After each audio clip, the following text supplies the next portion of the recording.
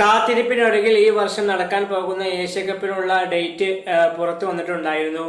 എന്നാൽ ഈ വർഷം സെപ്റ്റംബർ 9 മുതലായിരിക്കും ഏഷ്യാകപ്പ് നടക്കുക. UAE വെച്ചായിരിക്കും ഏഷ്യാകപ്പ് നടക്കാൻ പോകുന്നത്.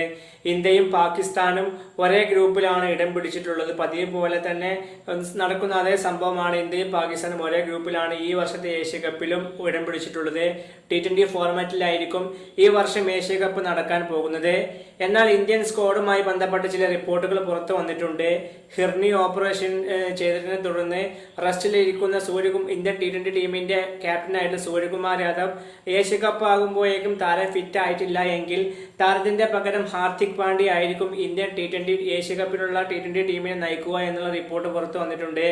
എന്നാൽ ഏഷ്യാകപ്പിൽ ബുംറയെ കളിപ്പിച്ചേക്കില്ല, താരത്തിന് വിശ്രമം അനുവദിച്ചേക്കുമെന്നുള്ള റിപ്പോർട്ട് കാണപ്പെടുന്നുണ്ട്. അതുമാത്രമല്ല, സ്പിന്നേഴ്സ് ആയിട്ടുള്ള വരുൺ ചക്രവർത്തി അതുപോലെ കുൽദീപ് യാദവ് ഈ ഒരു താരങ്ങൾ ഏഷ്യാകപ്പ് സ്ക്വാഡിൽ ഇടം പിടിച്ചേക്കും. ശുഭ്മൻ ഗില്ലും ശ്രേയസ് അയ്യറും ഏഷ്യാകപ്പിനുള്ള ഇന്ത്യൻ സ്ക്വാഡിൽ ഇടം പിടിച്ചേക്കും എന്നുള്ള റിപ്പോർട്ട് കാണപ്പെടുന്നുണ്ട്.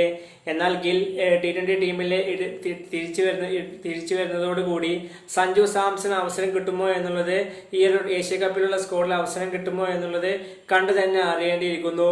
എന്നാൽ മറ്റൊരു കാര്യം, ലെഫ്റ്റ് ഓപ്പണറായിട്ട് അവസരം കിട്ടുക അഭിഷേക് ശർമ്മക്കോ ജയ്സ്വാളിനോ അവസരം കിട്ടുമോ എന്നുള്ളതും അതും കണ്ടു തന്നെ അറിയേണ്ട ഒരു കാര്യം തന്നെയാണ്.